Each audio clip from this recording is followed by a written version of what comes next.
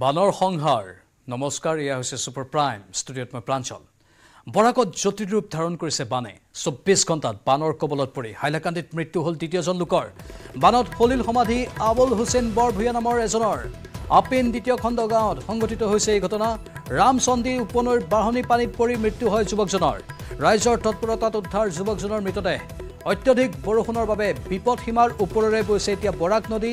বৰাকৰ পানীয়ে প্লাবন নমাইছে বৰাক উপত্যকাৰ বিস্তীৰ্ণ এলেকালৈ আৰু তাৰ মাজতে আহিছে দুৰ্ভাগ্যজনক খবৰ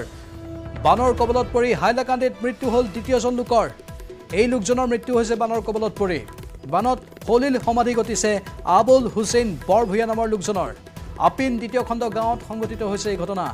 ৰামচন্দি উপনৈৰ বাঢ়নী পানীত পৰি মৃত্যু হয় যুৱকজনৰ ৰাইজৰ তৎপৰতাত উদ্ধাৰ যুৱকজনৰ মৃতদেহ অত্যধিক বৰষুণৰ বাবে বিপদ সীমাৰ ওপৰেৰে বৈছে বৰাক নদী আৰু বৰাকৰ পানীয়ে প্লাবন নমাইছে বৰাক উপত্যকাৰ বিস্তীৰ্ণ এলেকালৈ ৰিমালে হঠাৎ বিভীষিকাৰ সৃষ্টি কৰিলে ঘূৰ্ণী বতাহজাকে অসমৰ বিভিন্ন প্ৰান্ত কোবাই গ'ল আৰু তাৰ পাছত যি বৰষুণ আহিলে সেই বৰষুণে প্লাবন নমালে সেই বৰষুণৰ ফলতে ঠায়ে ঠায়ে বানপানী হৈছে সমান্তৰালভাৱে ভূতৰ ওপৰত দানহ পৰাদি জলবিদ্যুৎ প্ৰকল্পবোৰৰ পানীও এৰি দিয়া হৈছে যাৰ ফলতেই বানপানীৰ পৰিমাণ বৃদ্ধি পাইছে এতিয়া বৰাক উপত্যকাৰ খবৰ আমি জনাইছোঁ জটিল ৰূপ ধাৰণ কৰিছে বানপানীয়ে আকৌ 2022ৰ দৰে পৰিৱেশ হ'ব পাৰে 2022 চনত শিলচৰ চহৰ বানপানীত একাকাৰ হৈছিল বুৰ গৈছিল সেই বাতৰি আমি সম্প্ৰচাৰ কৰিছিলোঁ আৰু সেই ঘটনাৰ পুনৰাবৃত্তি হ'ব বুলি আশংকাগ্ৰস্ত হৈ পৰিছে বৰাকবাসী 24 ঘণ্টাত বানৰ কবলত পৰি হাইলাকান্দিত মৃত্যু হ'ল দ্বিতীয়জন লোকৰ বানত হলিল সমাধি আবুল হুছেইন বৰভূঞা নামৰ এই লোকজনৰ আপিন দ্বিতীয় খণ্ড গাঁৱত সংঘটিত হ'ল এই ঘটনা ৰামচন্দি উপনৈৰ বাঢ়নী পানীত পৰি মৃত্যু হয় যুৱকজনৰ ৰাইজৰ তৎপৰতাত এই যুৱকজনৰ মৃতদেহ পাছত উদ্ধাৰ কৰা হয় অত্যধিক বৰষুণৰ বাবেই বিপদ সীমাৰ ওপৰেৰে গৈছে এতিয়া বৰাক নদী বৰাকৰ পানীয়ে প্লাবন নমাইছে বৰাক উপত্যকাৰ বিস্তীৰ্ণ এলেকালৈ ইফালে হাইলাকান্দিত ৰাষ্ট্ৰীয় ঘাইপথৰ ওপৰেৰে বৈছে পানী যাৰ ফলত ব্যাহত হৈ আছে যাতায়াত ব্যৱস্থা স্নেপশ্বট দেখুৱাইছোঁ আমি আপোনালোকক হাইলাকান্দিত কেনে অৱস্থাৰ সৃষ্টি হৈছে এয়া হাইলাকান্দিৰ ৰাজপথৰ ওপৰত পানী আৰু ৰাজপথৰ পানী ভাগি ভাগি বা পানী ফালি ফালি এই গাড়ীবোৰ আগবাঢ়িছে মানুহ খোজকাঢ়িছে এই পানীৰ মাজেৰে একাঠু পৰ্যন্ত পানী আৰু বিভিন্ন প্ৰান্তত পানীৰে একাকাৰ অৱস্থা হাইলাকান্দিত আজি দিনৰ ভাগত দুটা বিশেষ দৃশ্য দেখিবলৈ পোৱা গৈছিল এজন আদহীয়া ব্যক্তিক পানীয়ে উটুৱাই নিছিল এগৰাকী যুৱতীকো পানীয়ে উটুৱাই নিছিল আদহীয়া ব্যক্তিগৰাকীয়ে কোনোমতে তামোল গছত ধৰি নিজৰ প্ৰাণ ৰক্ষা কৰিলে আৰু যুৱতীগৰাকীক স্থানীয় লোকসকলে ৰছী দলিয়াই ৰছীৰে তেওঁ নিজৰ পেটত বান্ধি পাৰলৈ আহিবলৈ সক্ষম হ'ল এই ঘটনাবোৰ এতিয়া বৰাক উপত্যকাত বিভিন্ন প্ৰান্তত সংঘটিত হৈছে ইতিমধ্যে বৰাক উপত্যকাত দুজনকৈ লোকৰ মৃত্যু পৰ্যন্ত হৈছে আৰু পানী ফালি ফালি গাড়ী আগবঢ়াৰ দৃশ্য দেখুৱাইছোঁ হাইলাকান্দিৰ দৃশ্য এয়া আৰু এয়া স্নেপশ্বট তিনি এই ব্যক্তিজনক চাওক পানী উটুৱাই লৈ গৈছিল পানীয়ে ভয়ংকৰভাৱে আহি কেনেধৰণে উটুৱাই লৈ গ'ল এই দৃশ্যবোৰ দেখাৰ পাছত হয়তো আপুনি অনুমান কৰিব পাৰিছে এয়া হ'ল পানীৰ সোঁত বাঢ়নী পানীৰ সোঁত সাধাৰণতে বাঢ়নী পানীয়ে এনেধৰণৰ ৰূপ ধাৰণ কৰে হঠাৎ কোনফালে খুটি ভাঙি ওলাই যায় কোনেও ক'ব নোৱাৰে আৰু সেয়াই হ'ল লোকজনৰ সৈতে হয়তো তেওঁ ভাবিছিল পানীখিনি ফালি তেওঁ আগবাঢ়ি আহিব পাৰিব শুকান ঠাইলৈ আহিব পাৰিব শুকান ঠাইত মানুহ ৰৈ আছিল অলপ আঁতৰত কিন্তু পানীৰ সোঁত হঠাৎ বাঢ়ি গ'ল আৰু সেই পানীৰ সোঁতে এই লোকজনক উটুৱাই লৈ গ'ল বৰাক উপত্যকাৰ দৃশ্য হাইলাকান্দিৰ দৃশ্য আজি দিনৰ ভাগৰ পানীৰ সোঁতে এই লোকজনক উটুৱাই নিয়াৰ এই দৃশ্য প্ৰত্যক্ষ কৰক শিহৰণকাৰী আৰু সঁচাকৈ আশংকাজনক আৰু পানী বাঢ়ি আছে হয়তো কাইলৈলৈকে বা আজি নিশা ভাগলৈকে পানী অধিক বৃদ্ধি পোৱাৰ আশংকা প্ৰকাশ কৰা হৈছে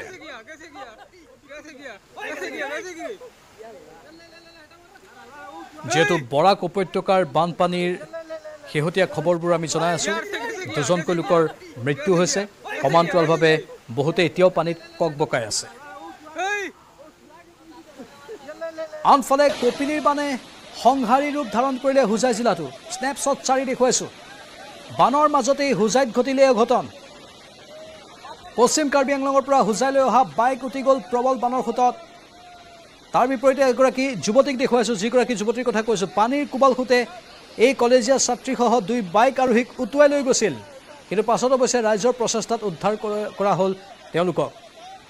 এই কলেজীয়া ছাত্ৰীগৰাকীক উদ্ধাৰ কৰাৰ দৃশ্য দেখুৱাইছোঁ এডাল ৰছী দলিয়াই দিছিল সেই ৰছীডাল যুৱতীগৰাকীক নিজৰ শৰীৰত বান্ধিবলৈ কৈছিল স্থানীয় লোকসকলে পাৰৰ পৰা চিঞৰি চিঞৰি আৰু তাৰ পাছতেই পাৰ বুলি ক'ব নোৱাৰি এইখিনি অঞ্চলতো পানী, কিন্তু সেইখিনি অঞ্চলত পানীৰ সোঁত অলপ কম, যি স্থানত এইকেইজন যুৱক ৰৈ আছিল কোনোমতেহে যুৱতীগৰাকীৰ প্ৰাণটো ৰক্ষা পৰিল। আন যুৱক এজনক দেখুৱাইছোঁ, যিজন যুৱক সাঁতুৰি সাঁতুৰি আহিবলৈ সক্ষম হৈছে। কেনে এক অৱস্থা আপোনালোকে ইয়াত টিভিৰ পৰ্দাত দেখিয়ে অনুমান কৰিব পাৰিছে। কপিলীৰ বানে এনেধৰণেই সংহাৰী ৰূপ ধাৰণ কৰিছে হোজাই জিলাত।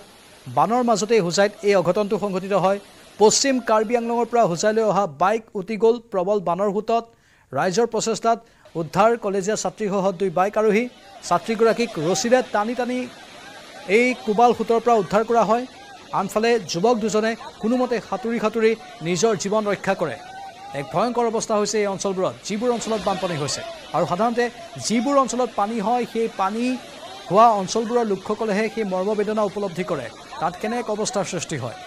আৰু এইবাৰ ভূতৰ ওপৰত দানহ প্ৰআদি বৰষুণৰ লগতে পাহাৰৰ পৰা নামি অহা পানী আৰু জলবিদ্যুৎ প্ৰকল্পবোৰৰ পানী এৰি দিয়াৰ ফলতো হাহাকাৰ অৱস্থাৰ সৃষ্টি হৈছে। মুঠতে কপিলী নৈৰ তাণ্ডৱ অব্যাহত আছে হোজাইত। নিতৌ ন অঞ্চল প্লাবিত হৈছে বানত। এইবাৰ জলমগ্ন হৈছে ৰায়কটা অঞ্চল।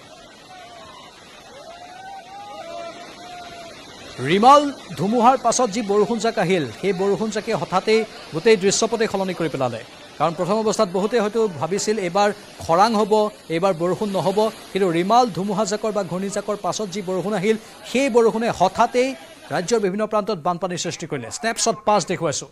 ভয়ংকৰ বানৰ প্ৰতি লক্ষ্য ৰাখি সষ্টম হৈছে হোজাই জিলা প্ৰশাসন। আৰু দ্ৰুতগতিত বাঢ়ি অহা কলং আৰু হাৰিয়া নদী বানে ভয়ংকৰ ৰূপ ধাৰণ কৰিছে।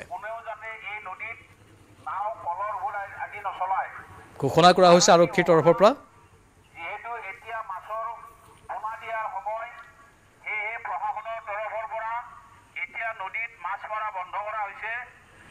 সকলো ৰাইজকে জনোৱা হ'ল, আপোনালোকে কোনো কাৰণতে নদীত এতিয়াৰ পৰা মাছ নামাৰিব। ধন্যবাদ। বাঢ়নী পানীৰ বাবে নদীত নাও বা কলৰ ভূৰ চলোৱাৰ লগতে মাছ ধৰাটো নিষেধাজ্ঞা জাৰি কৰিছে প্ৰশাসনে। মাইক যোগে ঘোষণা কৰি নৈপৰীয়া ৰাইজক এনেধৰণেই সতৰ্ক হৈ থাকিবলৈ আহ্বান জনালে প্ৰশাসনে। এয়া হোজাই জিলা প্ৰশাসনৰ সষ্টম ৰূপ। দ্ৰুতগতিত বাঢ়ি অহা কলং আৰু হাৰিয়া নদীৰ বানৰ পাছত এনেধৰণে ঘোষণা কৰিছে মাইক যোগে। এয়া মাছ ধৰাৰ নিষেধাজ্ঞা আৰোপ কৰাৰ লগতে স্থানীয় লোকসকলক নদীৰ কাষলৈ যাবলৈ মনা কৰা হৈছে। যিহেতু মাছে কণী পৰাৰ সময়, পোনা দিয়াৰ সময়, সেয়েহে এই সময়খিনিত যাতে কোনো লোক নদীত গৈ মাছ নামাৰে, লগতে বানপানীৰ প্ৰতিও সতৰ্ক হৈ থাকে, তাৰ বাবেই ঘোষণা আগবঢ়োৱা হৈছে। আৰু এইবাৰ স্নেপশ্বট 6,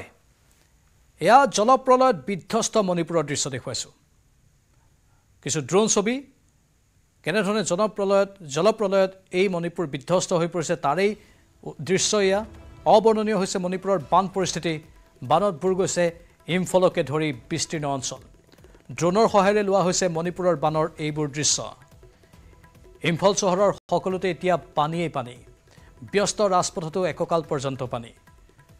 মণিপুৰৰ পানীৰ ঢৌ আমি কালিও দেখুৱাইছিলোঁ, পৰহিও দেখুৱাইছিলোঁ আৰু আজিও পুনৰ দেখুৱাইছোঁ। ৰিমাল ধুমুহাজাকৰ পাছত কেনেধৰণে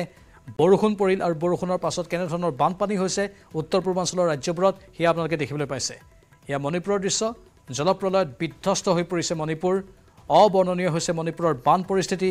বানত বুৰ গৈছে ইম্ফলকে ধৰি বিস্তীৰ্ণ অঞ্চল। ড্ৰোনৰ সহায়েৰে লোৱা হৈছে মণিপুৰৰ বানৰ এইবোৰ দৃশ্য। ইম্ফল চহৰৰ সকলোতে এতিয়া কেৱল পানী আৰু পানী। ব্যস্ত ৰাজপথতো এককাল পৰ্যন্ত পানী দেখা গৈছে। স্নেপশ্বট 7 দেখুৱাম আপোনালোকক। এয়া মেঘালয়ৰ দৃশ্য। মেঘালয়ত ধাৰাসাৰ বৰষুণত খহিছে পাহাৰ। কিছু সময় পূৰ্বে অৰ্থাৎ আজি বিয়লিৰ ভাগত হোৱা প্ৰবল বৰষুণত পাহাৰীয়া ৰাজ্যখনৰ বহু ঠাইত এনেধৰণে ভূমিস্খলন হয়। বিশেষকৈ লুমচানং, ৰতাচেৰা, অসম মেঘালয় সীমান্তকে ধৰি বিভিন্ন অঞ্চলত খৰস্ৰোতা পানীৰ সোঁতে খহাই পেলায় পাহাৰ, যাৰ ফলত আতংকিত হৈ পৰে মেঘালয়বাসী। পাহাৰৰ পৰা নামি অহা পানীৰ ঢল আৰু এই পানীৰ ঢল বা এই পানীৰ কিমান তীব্ৰতা থাকিব পাৰে আপোনালোকে অনুমান কৰিব হয়তো পাৰিছেই। এই পানীৰ ঢলে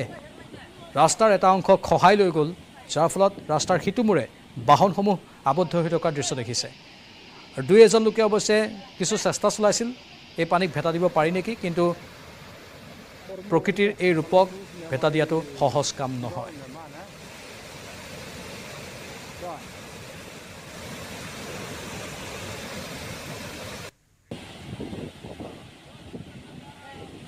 আনফালে কামপুৰৰ বানপীড়িত অঞ্চল পৰিদৰ্শন নগাঁৱৰ আয়ুক্ত নৰেন্দ্ৰ কুমাৰ চাহৰ কামপুৰৰ বকুলগুৰিৰ বানপীড়িতৰ কাষত নগাঁৱৰ আয়ুক্তগৰাকী প্ৰায় 24,000 লোকৰ বাসগৃহ বৰ্তমান বানৰ কবলত পৰা তথ্য আৰু প্ৰশাসনৰ হাতলৈ আহি আছে তথ্যবোৰ উল্লেখযোগ্য যে কোনো বিপদত পৰিলে নগাঁও প্ৰশাসনক যোগাযোগ কৰিবলৈ আহ্বান জনায় আয়ুক্তগৰাকীয়ে কামপুৰৰ বানপীড়িত অঞ্চল পৰিদৰ্শন কৰে নগাঁৱৰ আয়ুক্তই সাৰ্কলত প্ৰায় 23খন গাঁও প্ৰায় 24,000 মান পপুলেশ্যন এফেক্ট হৈছে বকুলগুৰি বেছি ইম্পেক্ট হৈছে আৰু ইয়াত এটা ৰিলিফ কেম্প হিচাপে আমি ওপেন কৰিছোঁ তাত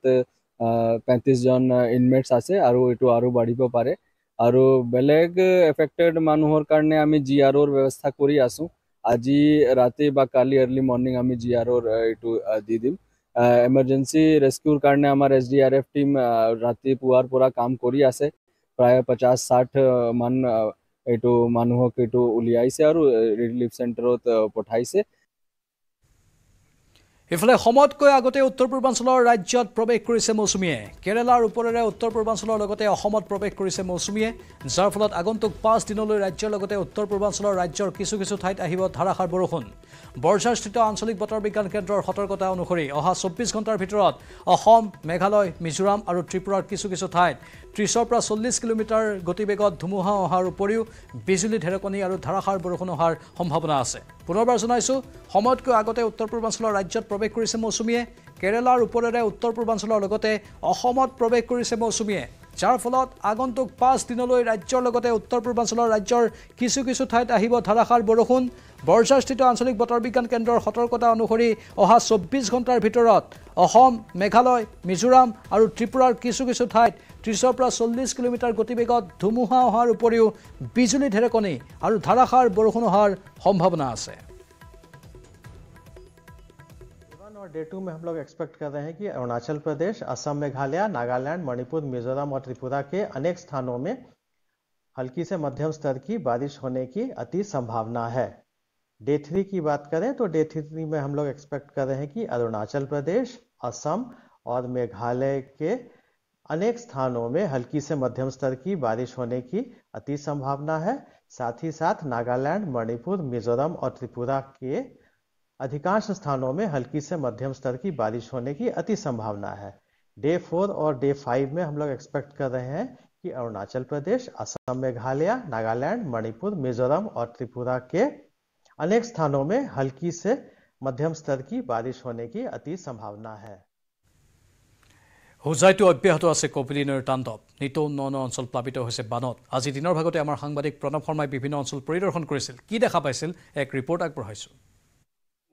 বৰষুণ হৈছে বা পাহাৰীয়া জিলাসমূহত বৰষুণ হৈ আছে সেই বৰষুণৰ ফলত ইতিমধ্যে কপিলী উফন্দি উঠিছে আৰু কপিলী উফন্দি উঠাৰ লগে লগে হোজাই বিস্তীৰ্ণ অঞ্চল কিন্তু এই মুহূৰ্তত প্লাবিত হৈ পৰিছে আৰু এই মুহূৰ্তত আহি আমি এই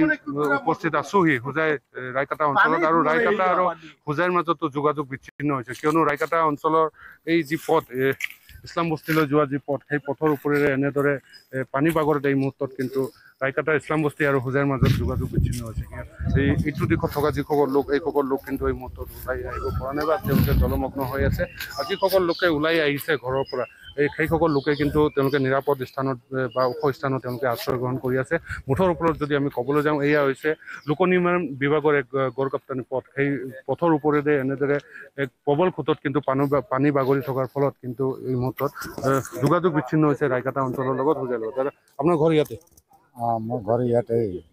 এই পথেৰে কেতিয়াৰ পৰা পানী গৈছে এইটো যোৱাকালিতো অলপ কমিছিলে আজি ৰাতি 2টাৰ পৰা একদম পুৰা বাঢ়ি গ'ল এই ৰাস্তাৰে মানুহ অহা যোৱা কৰিব নোৱাৰে নোৱাৰে আৰু মানুহ অহা যোৱা কৰিব নোৱাৰা অৱস্থা এই পথত যিহেতু এগৰাকী বয়োজ্যেষ্ঠ লোক আছে দাদা দেখা গৈছে হয়তো এইবাৰ পানীৰ প্ৰবল খুঁত কিছু বেছি আৰু বিভিন্ন অঞ্চলত এই মুহূৰ্তত বিস্তীৰ্ণ অঞ্চল কিন্তু বানৰ কবলত আছে আৰু এতিয়া ৰাস্তা বন্ধ হৈ গৈছে ইয়াত আমাৰ ৰায়কাটা ইয়াত আগতে যি ভাঙা ৰাস্তা এটা একদম পানী চলি আছে আৰু অহা যোৱা কৰিব নোৱাৰে এনেকে আগৰ পৰা বেছি পানী হৈ গ'ল আৰু ইপিনে আমালোকে অহা যোৱা কৰিব পৰা নাই গাঁৱতে আহি পেলাই আমালোকে এটা ঘৰতে বাস কৰি আছে কিমান মানুহ আবদ্ধ হৈ আছে এইটো দিশত ইপিনে প্ৰায় ইপিনে প্ৰায় 8 ঘৰমান আছে ইপিনে আমাৰ ৰায়কটা কছাৰী গাঁও আৰু তাৰ ওপৰতো আৰু আছেই এইবিলাকো ওলাব পৰা নাই ইপিনে কলৈকে যায় এই ৰাস্তা কলৈকে যায় এইটো ৰাস্তা একদম কলংগা চেটলৈ কলঙালৈকে যোৱা ৰাস্তা কলঙা আৰু হোজাইৰ মাজত যোগাযোগ বিচ্ছিন্ন কি ক'ব ইছলাম বস্তিত যিসকল লোক আছে সেইসকল আবদ্ধ হৈ আছে ওলাই আহিব পৰা নাই ওলাই আহিব নোৱাৰা কাৰণ হ'ল 2022 চনত বানপানী হৈছিলে যেটো হুজাইৰ পৰা ৰায়গড়া ইছলামপুৰ যেটো মেইন ৰোড তেতিয়া পানীয়ে মানে ভাঙি লৈ গৈছিলে লৈ যোৱাৰ পিছত এদিন আমাৰ কিমা মন্ত্ৰী কোন আহিছিলে জানো বিজেপিৰ আহি পেলাই কৈছে অকমান ৰাবিছ পেলাই গৈছে আৰু এইখিনি জায়গাটো এতিয়ালৈকে ভৰ্তি কৰা নাই ভৰ্তি নকৰাৰ ফলত এতিয়া ৰায়গড়া কছাৰী গাঁৱত পানীটো সোমাই আছে এয়া আছিল হুজাইৰ বিভিন্ন প্ৰান্তৰ দৃশ্য সমান্তৰালভাৱে ৰাজ্যৰ অন্যান্য প্ৰান্তৰ লগতে বৰাকতো বিধ্বংসী ৰূপ ধাৰণ কৰিছে বানে মণিপুৰত হৈ থকা ধাৰাসাৰ বৰষুণৰ ফলত ফেনে ফুটুকাৰে উফন্দি উঠিছে বৰাক নৈ ফলত শিলচৰ চহৰৰ লগতে বৰাকৰ বিস্তীৰ্ণ অঞ্চল বানে প্লাবিত কৰিছে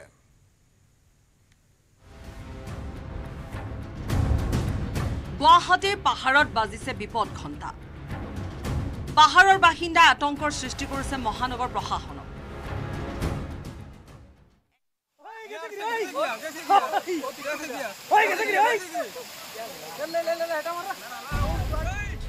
এক ভয়ংকৰ দৃশ্য বানত উটি গৈছে এগৰাকী দুৰ্ভগীয়া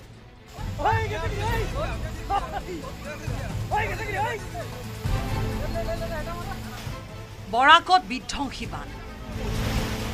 ৰিমলৰ প্ৰভাৱত ধাৰাসাৰ বৃষ্টিয়ে বৰাকৰ তিনিওখন জিলাত সৃষ্টি কৰিছে বিভীষিকা তাৰে এক জিয়া ভয়ংকৰ বাস্তৱ ছবি এয়া হাইলাকান্দি জিলাৰ মোহনপুৰত কাটাখাল নৈৰ বাঢ়নি পানীয়ে এইদৰে কুবাল সুতেৰে বৈ গৈছে পথৰ ওপৰেৰে এই পথৰে যোৱা এজন ব্যক্তিক উটুৱাই নিলে প্ৰচণ্ড বেগেৰে অহা বাঢ়নি পানীয়ে পিছত এজোপা গছত ধৰি কোনোমতে ৰৈ যাবলৈ সক্ষম হ'ল ব্যক্তিজন স্থানীয় লোকৰ তৎপৰতাত উদ্ধাৰ হ'ল ব্যক্তিগৰাকী জিলাৰ আংখাই লংকাই টছলা তাৰ পিছত আলকাপুৰ সমষ্টিৰ যেটো বৃহৎ আকাৰে যেটো নদী বাংগন এটা কথা প্ৰমাণ হয় যে হাইলাকান্দিৰ মানুহ জলমগ্ন হোৱাৰ ক্ষেত্ৰত জলসম্পদ বিভাগৰ ব্যৰ্থতা হাইলাকান্দি জিলাৰ প্ৰতিনিধিসকলৰ ব্যৰ্থতা আৰু তেওঁলোকৰ নেগলিজেন্সি তেওঁলোকৰ মৈমতালিৰ কাৰণে আলকাপুৰৰ ৰাইজ হাইলাকান্দি ৰাইজ জলমগ্ন হৈছে জলৰ তলত থাকিব লগা হৈছে হাইলাকান্দিত কাটাখাল নৈৰ বাঢ়নি পানীত ইতিমধ্যে মৃত্যু ঘটিছে আজিবুল নেছা মজুমদাৰ নামৰ এগৰাকী মহিলাৰ বৰ হাইলাকান্দি বাঢ়নি পানীয়ে উটুৱাই নিছিল মহিলাগৰাকীক পিছত এছডিআৰএফে উদ্ধাৰ কৰে মহিলাগৰাকীৰ মৃতদেহ ইফালে বৰাক নৈৰ বাঢ়নি পানীয়ে ইতিমধ্যে প্লাবিত কৰিছে 6 নম্বৰ ৰাষ্ট্ৰীয় ঘাইপথ ৰাষ্ট্ৰীয় ঘাইপথৰ 5 গ্ৰাম এলেকাত 200 মিটাৰ পথ প্লাবিত হৈ পৰাত ব্যাহত হৈ পৰিছে বৰাকৰ তিনিওখন জিলাৰ আভ্যন্তৰীণ যোগাযোগ आप हालत देख सकते हैं कैसा हुआ है पूरे रास्ते में पानी हो चुका है ये हमारा घर इधर ही है देखिए पूरा डूब गया हम अभी इधर से मतलब गवर्नमेंट से जनाना चाहते हैं जल्दी हमको ये करे और ये गाड़ी वगैरह चल रहा है तो गाड़ी का वेव जो बन रहा है उससे जाके हमारा वॉल वगैरह जो दिया हुआ है बेड़ा उसमें जाके लग रहा है तो वो इफेक्ट पड़ रहा है देख सकते हैं आप उधर হাইলাকান্দিৰ এই অভাৱনীয় বানে হাহাকাৰ বুৱাইছে বহু সংখ্যক পৰিয়াললৈ নদীৰ বানৰ লগে লগে বৃদ্ধি পাইছে কৃত্ৰিম বানৰো তাণ্ডৱ কৃত্ৰিম বানত বুৰ গৈছে হাইলাকান্দিৰ লক্ষীনগৰ আৰক্ষী চকী বৰাক নৈৰ পানীয়ে শিলচৰতো সৃষ্টি কৰিছে অভাৱনীয় পৰিস্থিতি বানৰ সংহাৰী ৰূপৰ ফলত শিলচৰ কালাইন সংযোগী পথ অৰ্থাৎ শিৱবাৰী ৰোডত বৰাকৰ পানী সোমাই পৰিছে সিংকিং জোন শিৱবাৰী ৰোডত ইতিমধ্যে গধুৰ যান বাহন চলাচলত নিষেধাজ্ঞা জাৰি কৰা হৈছে আৰু ৰাষ্ট্ৰীয় ঘাইপথত এই চালচাপৰা অঞ্চলত কেনেদৰে অৱস্থা দেখাব পাৰোঁ আমাৰ দৰ্শকসকলক আজি ৰাতিপুৱা 9টাৰ পৰাই আৰম্ভ হৈছে বৰাকৰ নৈ পানী বাঢ়ি আছে যিটো কাৰণে এতিয়া ৰাস্তাৰ ওপৰত দি ফ্ল' কৰি আছে ডাঙৰকেইটা ভেহিকেল চলি আছে ট্ৰাককেইটা ক্ৰছ কৰিব পাৰিছে কষ্ট মষ্টকে কিন্তু সৰু গাড়ী যিমানখিনি আছে এইবিলাকে চান্স ল'ব পৰা নাই কিয়নো সাইলেন্সাৰ পাইপৰ দি পানী সোমাই যায় আৰু গাড়ী ফাঁচি যাব জলৰ কাৰণে ৰাস্তা ডুবে গেছে আমি তো যাইতে পারি না আমি হাইলাকান্দি যাইতাম সকাল 9টা থেকে এখানে আমি বসে আছি 8টা 8:30 অবধি জল একটু করে আসলো এখন দেখলাম তো বহুটা জল আছে গেল মণিপুৰত নেৰা নেপেৰা বৰষুণৰ ফলতে উফন্দি উঠিছে বৰাক নৈ পৃষ্ঠ যাৰ ফলত শিলচৰ চহৰৰ বহু ঘৰ-দুৱাৰ, বিদ্যালয়, মহাবিদ্যালয় এতিয়া পানীৰ তলত। একে ভয়াৱহ বান পৰিস্থিতি কৰিমগঞ্জ জিলাতো। কৰিমগঞ্জত লংগাই নৈয়ে আটাইতকৈ বেছি তাণ্ডৱ চলালে পাথাৰকান্দি সমষ্টিত। সমষ্টিটোৰ বিভিন্ন ঠাইত মথাউৰি ছিগি হাহাকাৰ অৱস্থাৰ সৃষ্টি হৈছে। জলমগ্ন অঞ্চল আৰু চিগা মথাউৰি পৰিদৰ্শন কৰি ৰাইজৰ অৱস্থাৰ বুজ লৈছে সমষ্টিৰ বিধায়ক কৃষ্ণেন্দু পালে। 50 মিটাৰ দূৰত থকা লংগাই নৈৰ বাঢ়নি পানীয়ে উটুৱাই লৈ গৈছে পাথাৰকান্দি বিলবাৰী সংযোগী গড়কাপ্তানী পথৰ বৃহৎ অংশ। পাথাৰকান্দিত বেচিকেলি মিজোৰামৰ বেছিকে বৰষুণ হ'লে পাথাৰকান্দিত মানে এনেই মানে আমাৰ লংগাই নদীটো মানে সাবমাৰ্জ হৈ যায়। আৰু এইবাৰ বেছিকে মিজোৰামৰ বৰষুণৰ কাৰণে আৰু এই যে চাইক্লোনৰ কাৰণে আমাৰ গোটেই মিজোৰামৰ পানীয়ে এতিয়া মানে গোটেই পাথাৰকান্দি সাবমাৰ্জ কৰিছে। কাৰণ মাথাউৰিৰ ওপৰত অবাটপ কালিৰ পৰা চলি আছিলে। কালি ৰাতি 5-6টা ঠাই মাথাউৰি ছিঙিলে। আনহাতে চিংলা লংগাইৰ পাছত কুশিয়াৰা নৈয়েও ৰুদ্ৰৰূপ ধাৰণ কৰিছে কৰিমগঞ্জত। ভাৰত বাংলাদেশ সীমান্ত নিৰ্ধাৰণকাৰী নৈখন নিশাৰে পৰা বিপদসীমাৰ বহু ওপৰেৰে প্ৰবাহিত হৈছে। নৈখনৰ বাঢ়নি পানী ইতিমধ্যে সোমাই পৰিছে কৰিমগঞ্জ চহৰৰ দাসপট্টি মদনমোহন ৰোড এলেকাত। চহৰত পানী নোসোমাবৰ বাবে জলসম্পদ বিভাগৰ তৰফৰ পৰাও জটপুৰনাস্তি চেষ্টা চলাই থকা হৈছে। এই পথেৰে পানী সোমালে কৰিমগঞ্জ চহৰত চৰম বিভীষিকাময় পৰিস্থিতিৰ সৃষ্টি হ'ব। News desk report, news 18 Assam North east.